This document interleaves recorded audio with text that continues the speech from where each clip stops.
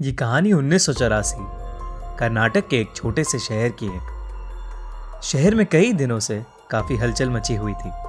रोज रात में शहर का कोई ना कोई मर्द घर से गायब हो रहा था। ये खबर सुनकर वेंकट नाम का एक रिपोर्टर उस शहर में पहुंचा। शाम के कुछ 6 ही बजे होंगे, पर शहर के लोग जल्दी जल्दी अपनी दुकानें बंद करके घर लौट रहे थे। वेंकट ने देखा कि हर घर के बाहर कन्नड़ा में नालेबा यानी कल आना ऐसा लिखा है। उसने वहां एक पुजारी को रोक के पूछा कि शहर में ये सब क्या हो रहा है। उस पुजारी ने उसे बताया कि शहर में एक लाल साड़ी वाली चुड़ैल घूम रही है।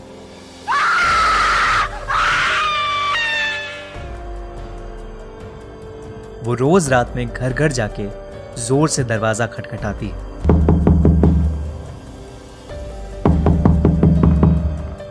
और घर के अंदर जो भी मर्द है उसका नाम पुकारती है। कोई भी आदमी उसकी आवाज को नजरअंदाज नहीं कर पाता और दरवाजा खोल देता है।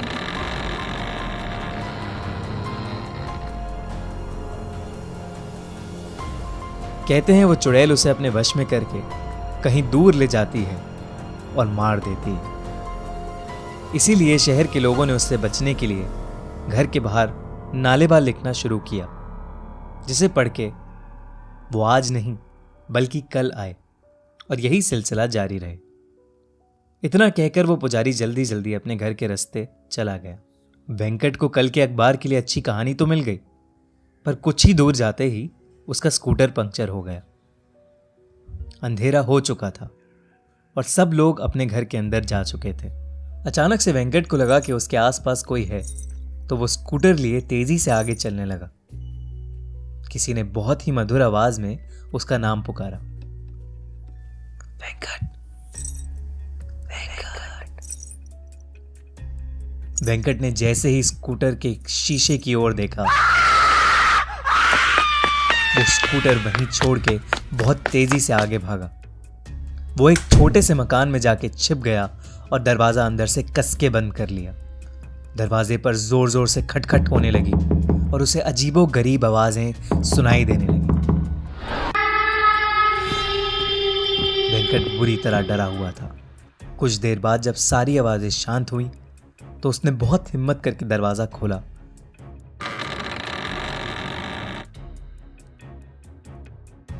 तो वहां कोई नहीं था, पर फिर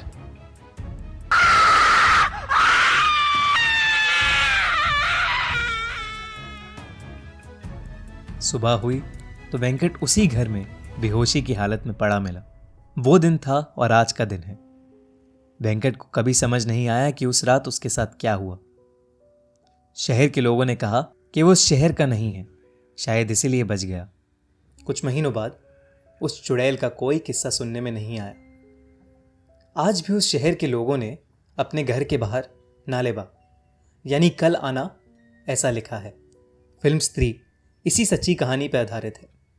सब्सक्राइब करिए और सुनिए हर मंडे एक ऐसी ही सच्ची हॉरर स्टोरी।